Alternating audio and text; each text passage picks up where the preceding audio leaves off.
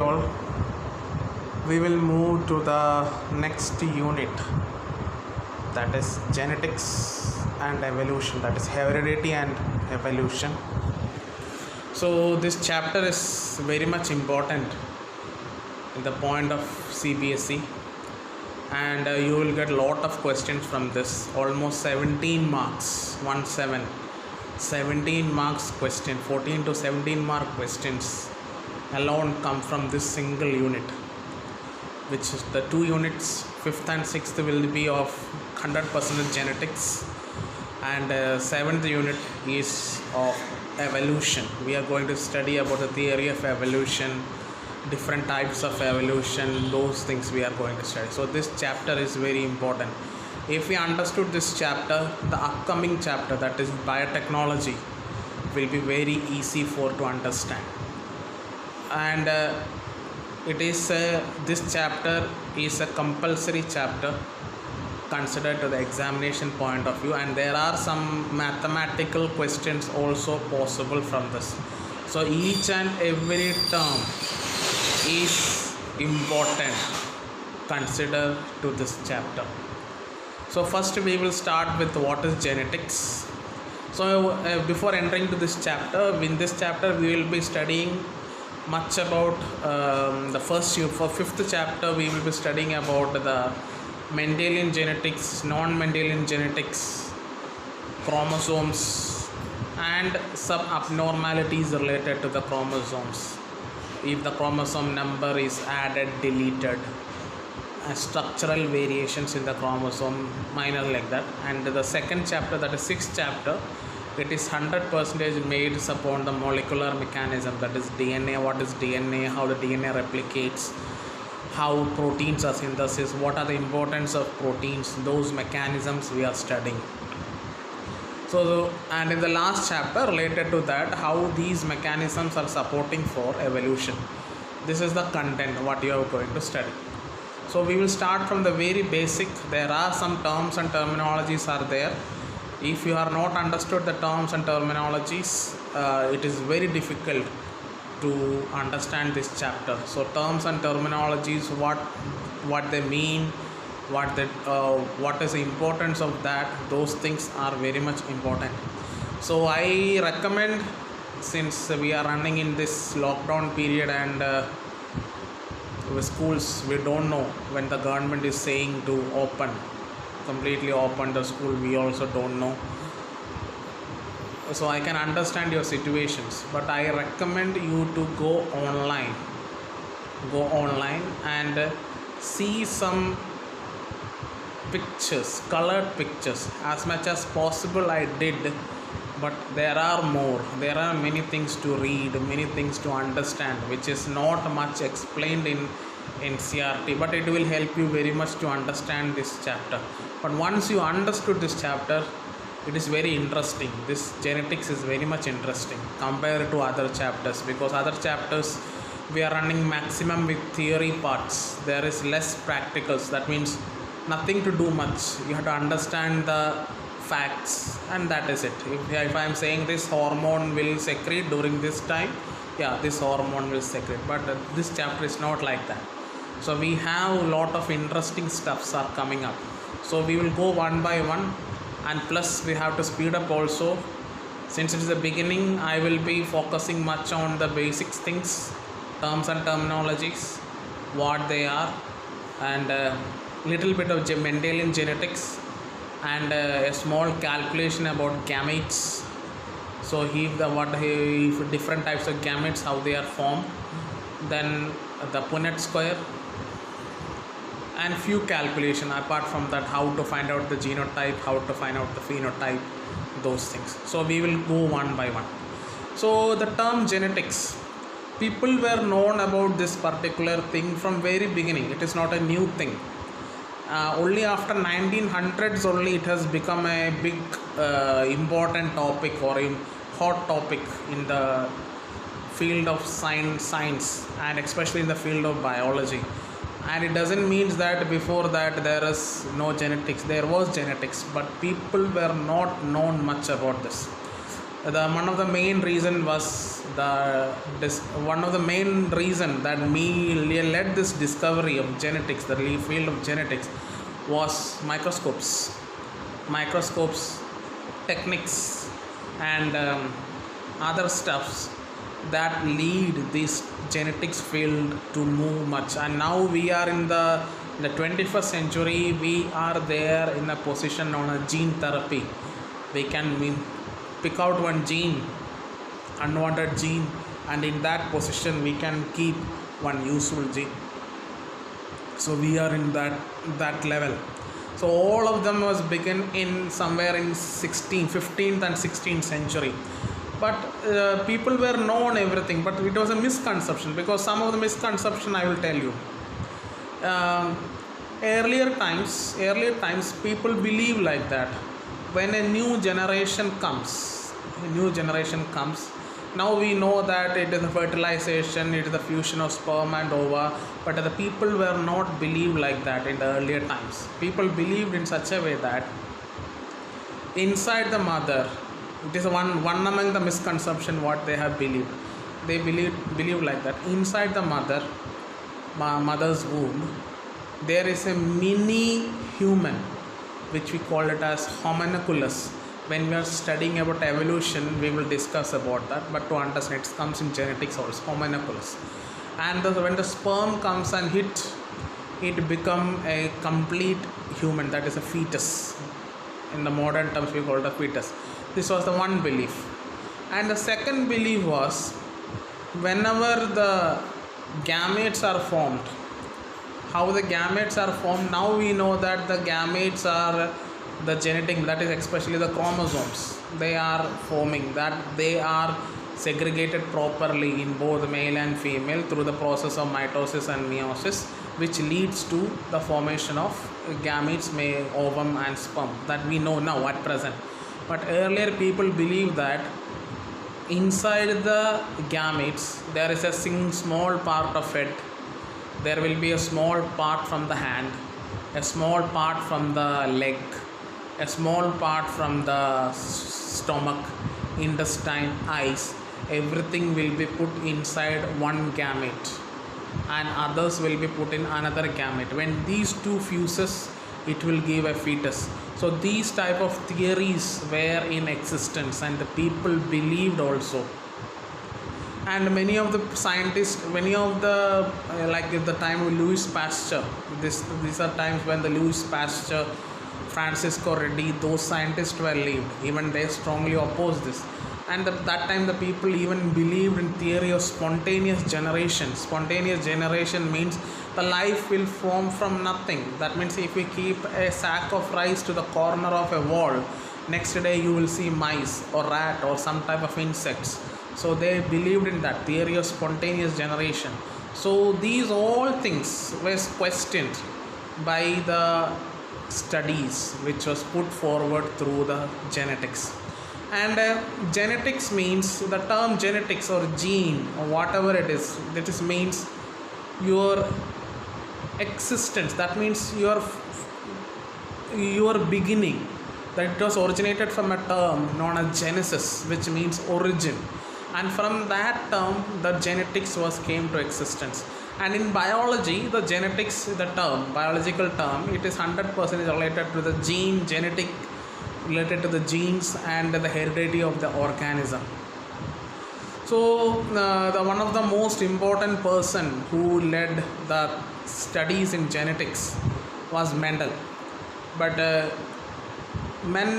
whatever the Mendel has studied, Mendel was in the time of 1850s, that is in the 18th century. Mendel was, whatever the studies the Mendel was put forward, it was not ready to be accepted by the scientific community of that time. They said that what Mendel is saying, it is not at all possible, and they rejected the theories of Mendel.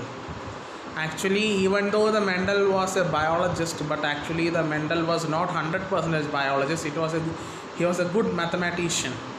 Whatever the predictions he did, he used the terms and the basic concepts of mathematics. So he was a very good mathematician, especially statistician. Statistics, that is the most good term he was used. And in 1900s, that means after 1920s, after the first world war, beginning or after the first world war, these biological studies started to become something like a core to the scientific realm because of the microscopes, techniques and technologies, and chromosomes were come to know, nucleus we came to know. That time three of the scientists, when they were formulating the chromosome, that means the chromosomes are responsible for this heredity and variation, that means changes from the parents to the young generation. They found out that very before than them, there is one person who came to know about this thing. He published it, but it was not accepted by the scientific community, so there was no importance for that, for his theory. So his theory was rejected by those scientific community. From there onwards, these three scientists, we will discuss about them in these scientists, that is the chromosomal theory of inheritance. We will study about them, three scientists, and what they did and how it is. They went back and took whatever the Mendel has studied and they added it to their studies, and they made Mendel as the father of genetics.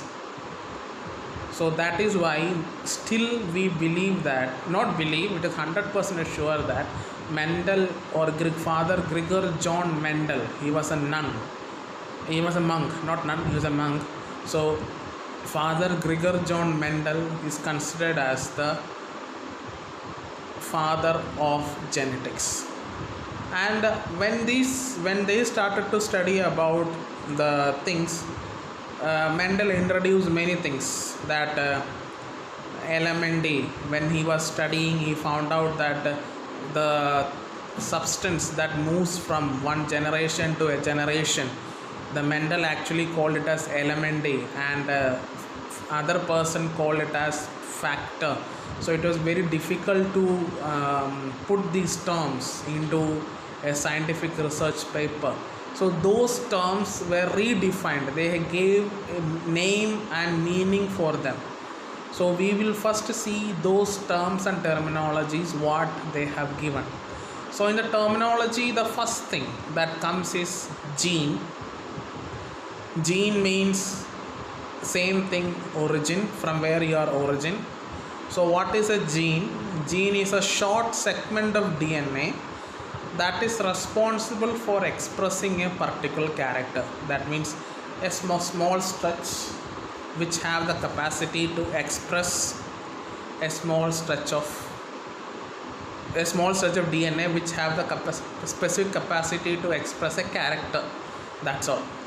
And the Mendel was the person called these genes are elements, and Carl Correns, he called it as factors.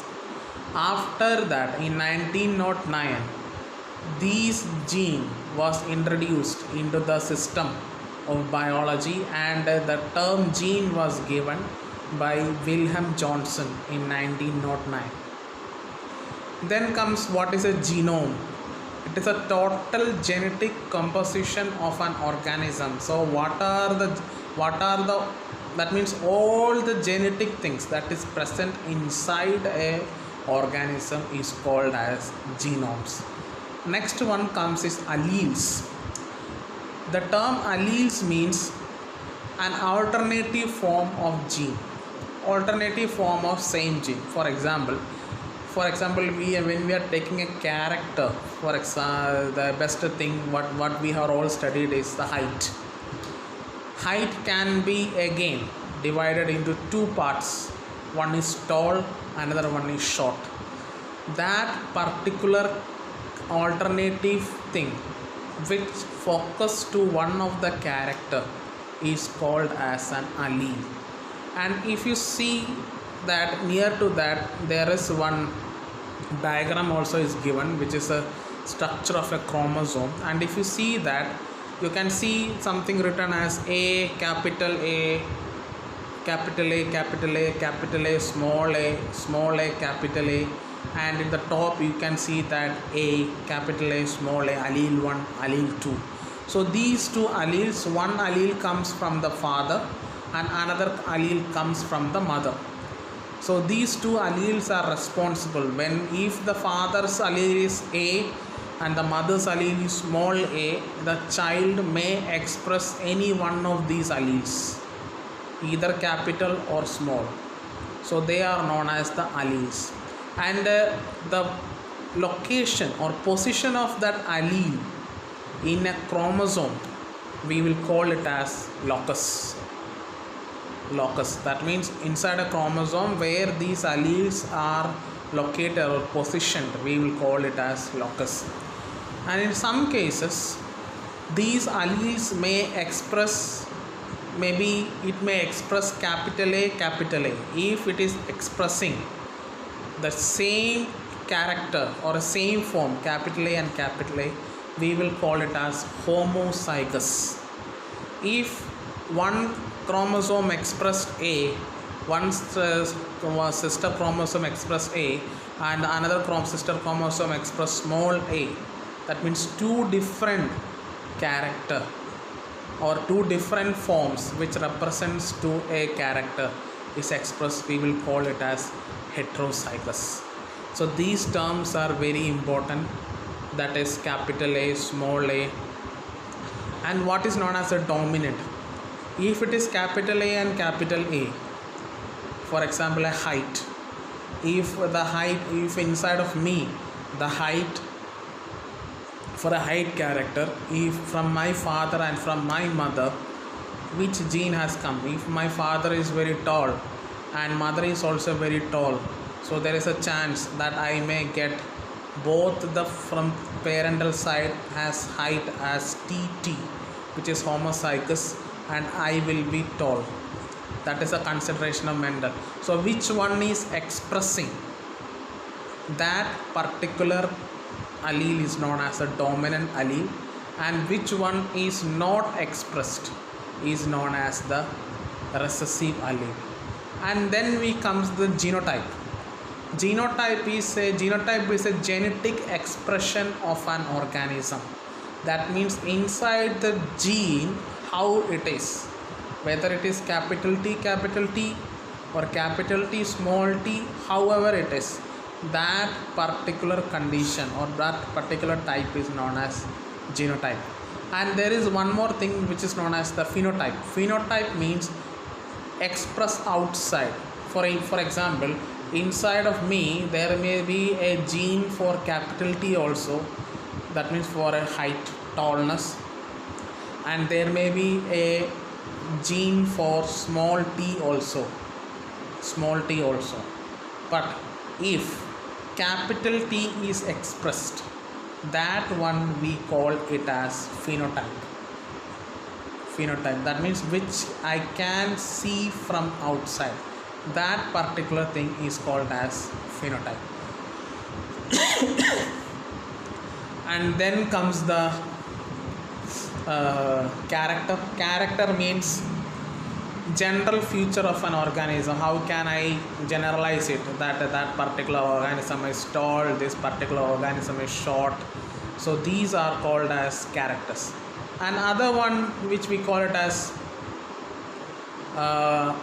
monohybrid, we will study about that. Monohybrid cross, dihybrid cross, we are coming. Polyhybrid cross, we are coming to that. Then comes the filial. Filial is very simple, it's a German term which we call it as generations. Parental generation, that is the P generation, then F1 generation, F2 generation, very simple, they are called as offsprings.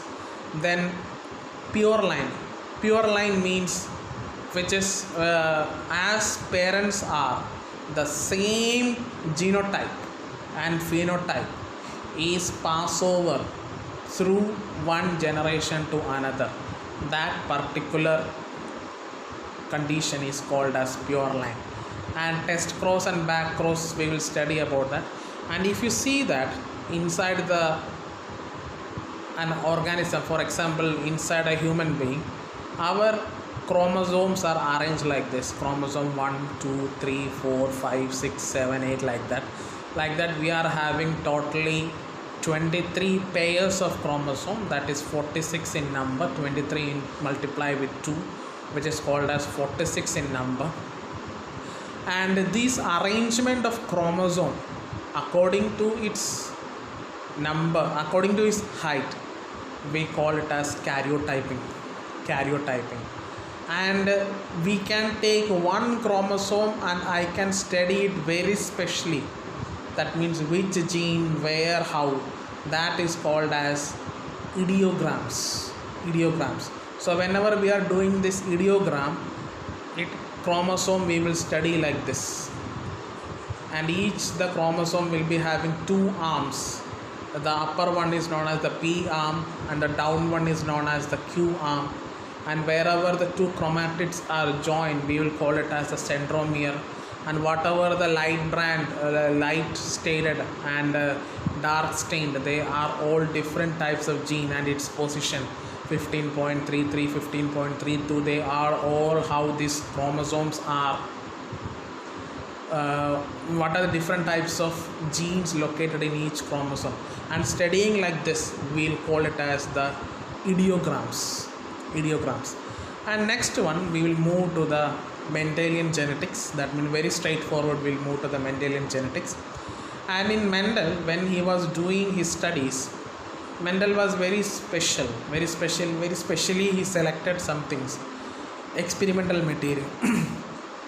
Since Mendel was a priest, so he was living inside a very normal area, and he will be living inside a monastery, so he can't go out and do some other experiments. So he chose his experimental material as pea plant.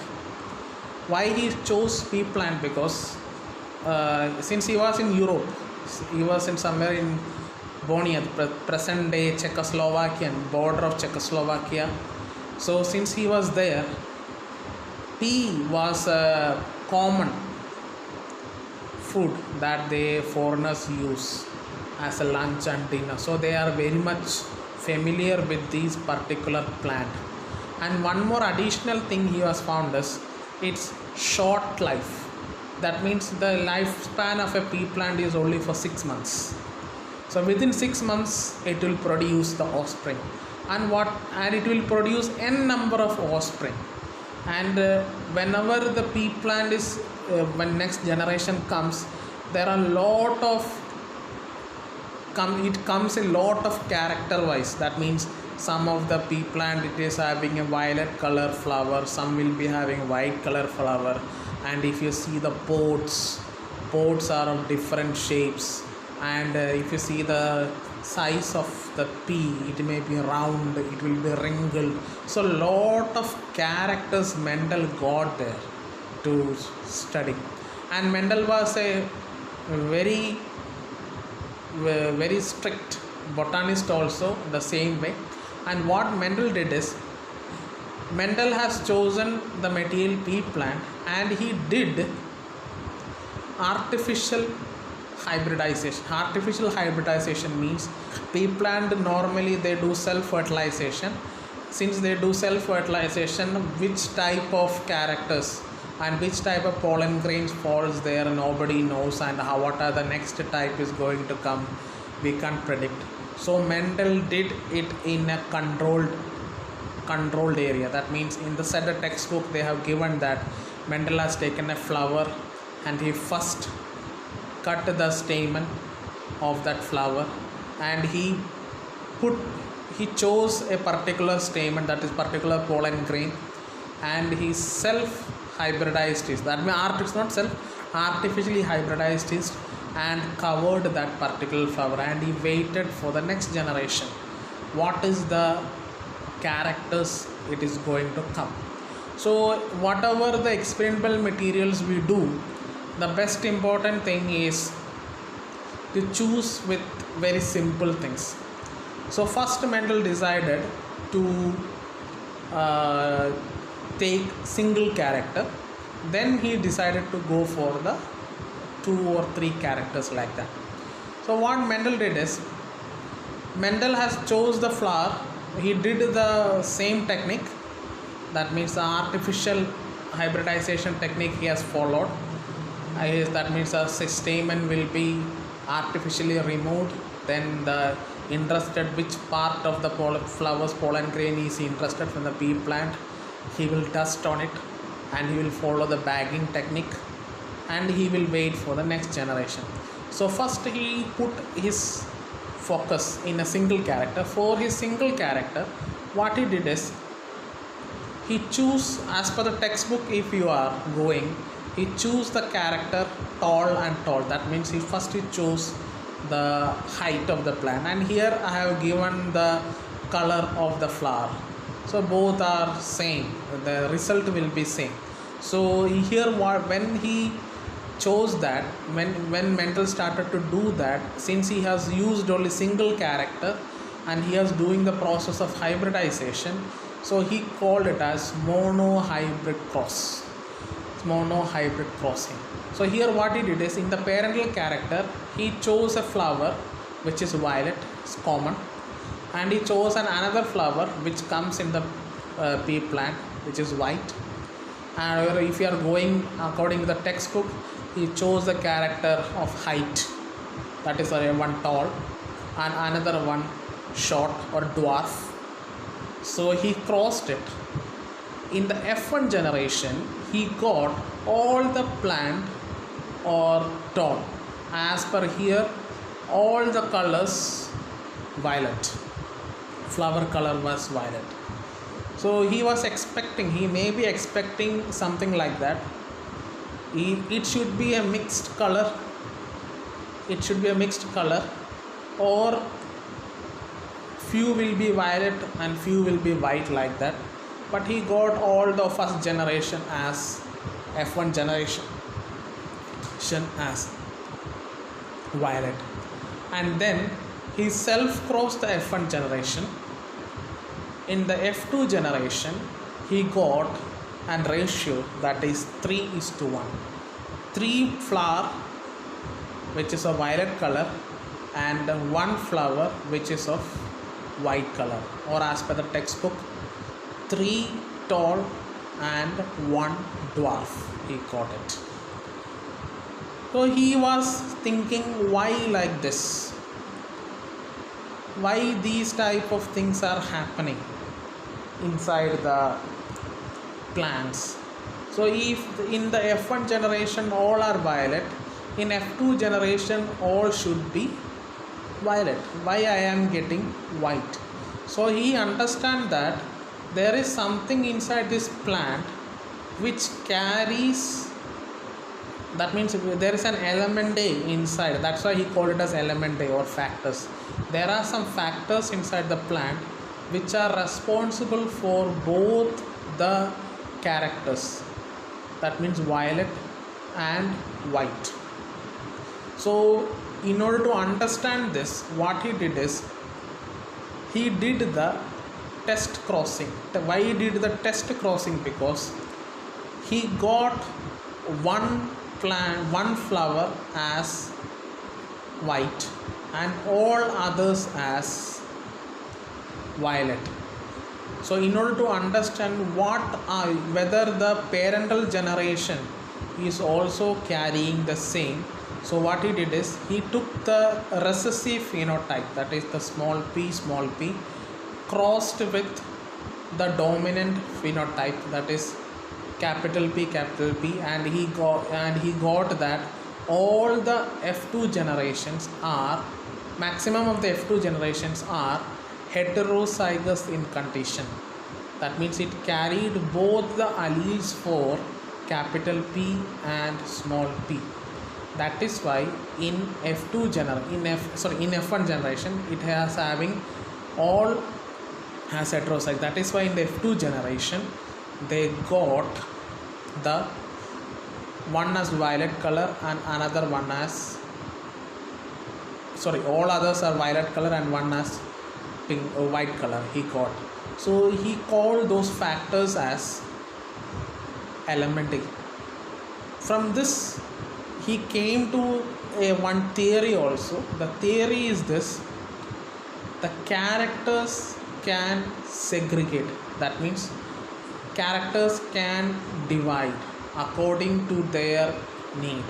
It is not depend upon the environment, or it is not depend upon the fact of the external things. It can segregate according to their need. And one more thing, he also confirmed that among the parental generation, one among the character will be dominant. So he called it as, so he proposed two laws. One is law of segregation and another one is law of dominance. So two laws he did. After doing this, he chose this. I was copied from the Byju's because of the illustrated color illustration. He chose dihybrid. Dihybrid means whether the same 3:1 ratio will follow if there is choosing two characters at a time. But when he was choosing the two characters at a time, he followed the same technique.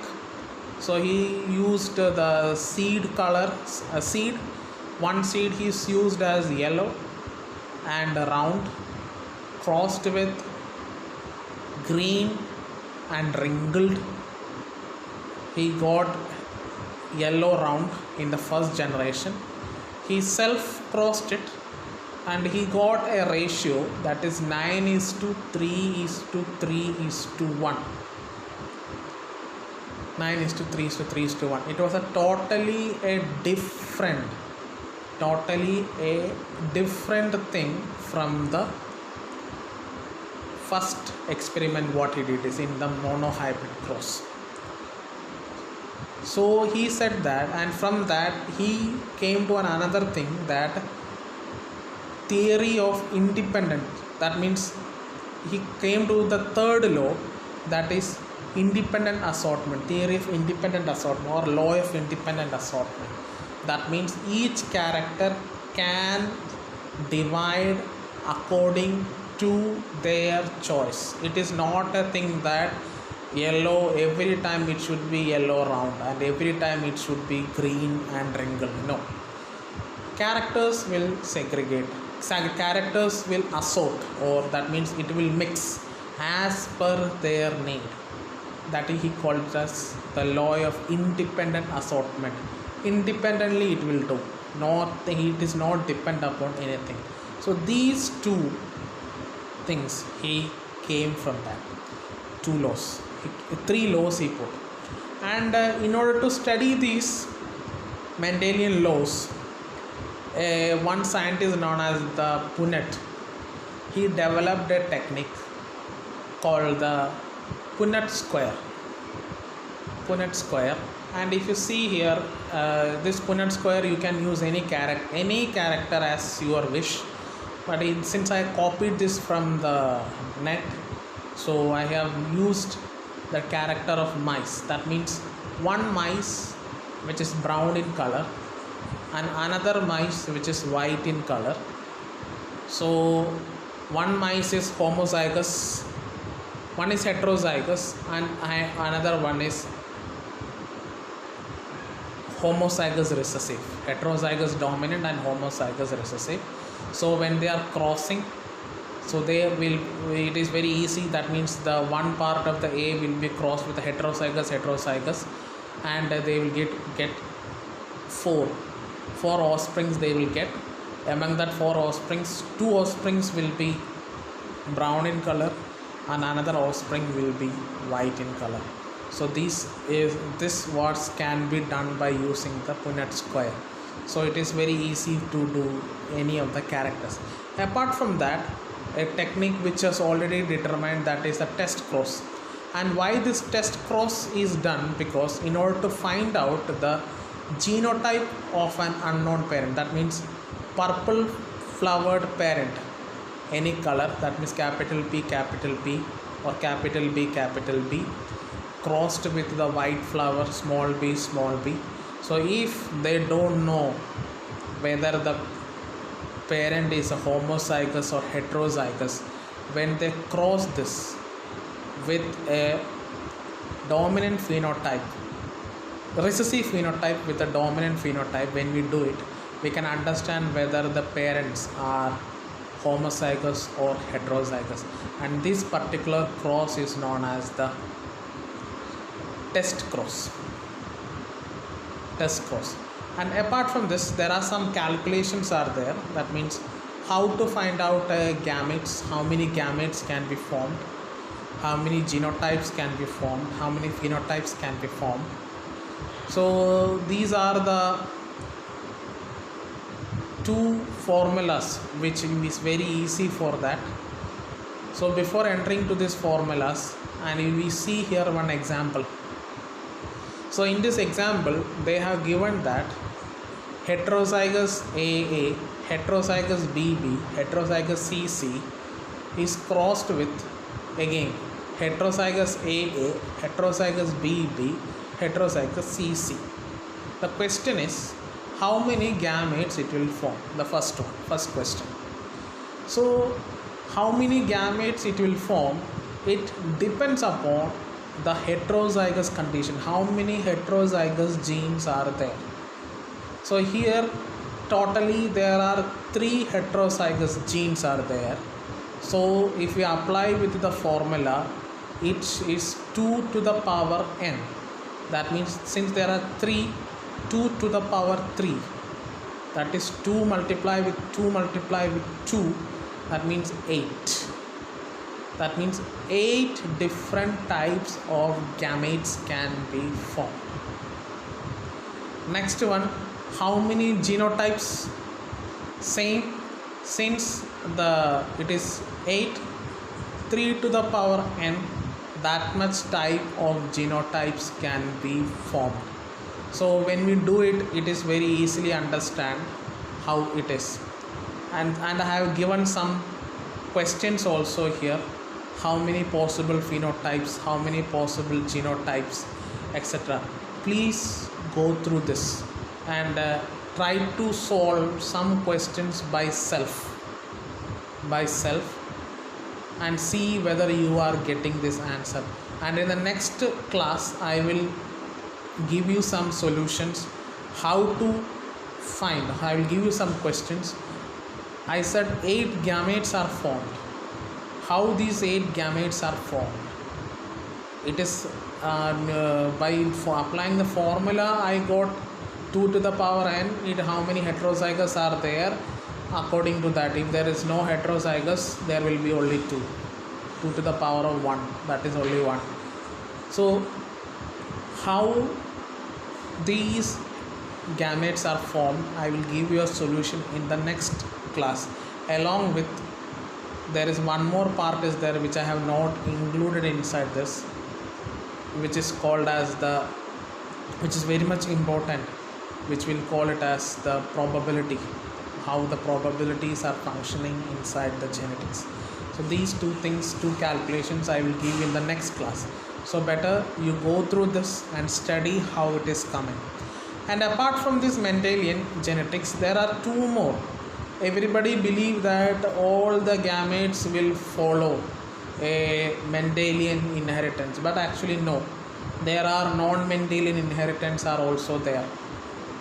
One of the best example is the human blood group, which is running on the basis of codominance, and another one which is incomplete dominance. Incomplete dominance means when we compare with the Mendel, some of the characters are exactly not dominant, how the Mendel said. That is why they said as incomplete dominance. And why codominance? Because 2 dominant characters, 2 dominant genotypes are coming together and they are expressing a totally different another phenotype. That is why they call it as codominance.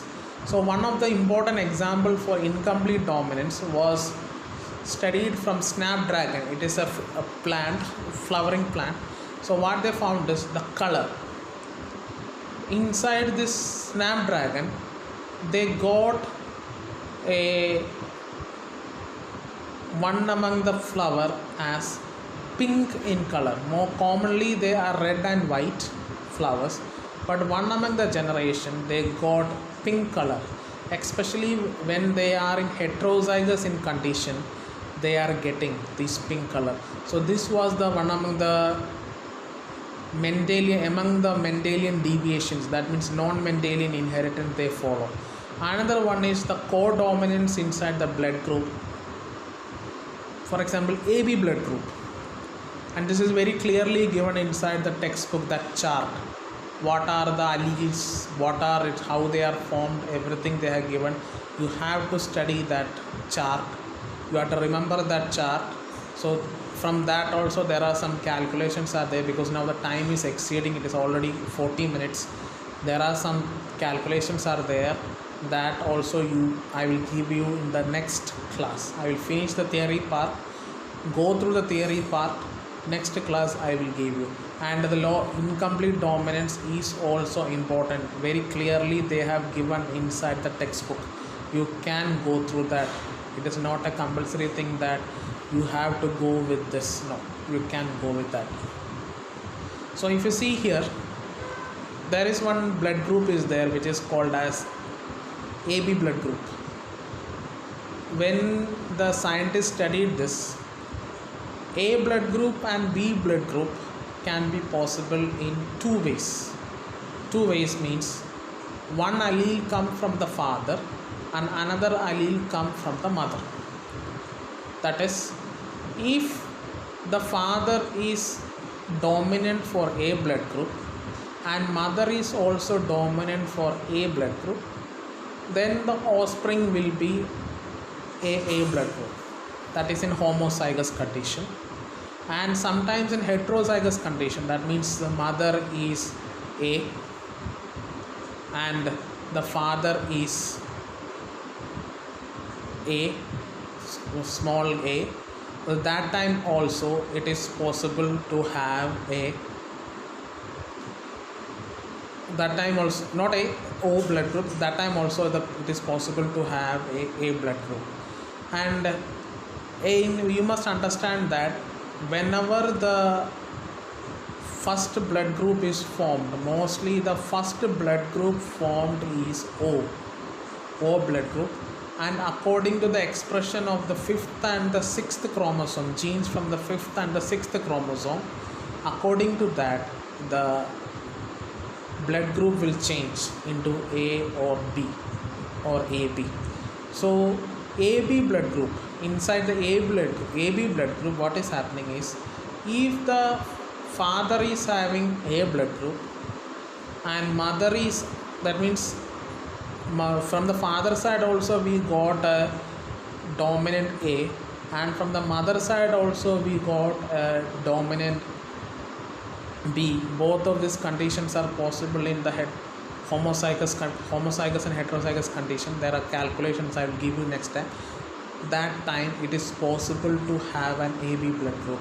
So according to the Mendelian theory, what they are saying that if capital T or small t is there, that is in heterozygous in condition or in homozygous in condition, it has to express the character of the parent, same character of a parent. But here one A which is responsible to give a blood group and B which is responsible to give a B blood group, in the dominant forms they are coming together and they are giving very different blood group, that is known as AB blood group. That is why the term came codominance. So these are the deviations from the Mendelian law. One is incomplete dominance and codominance. So the calculation part and the practically how we are determining the blood group, we will discuss in the next class. Now the time is almost 45 minutes. It will take more time to upload. Thank you.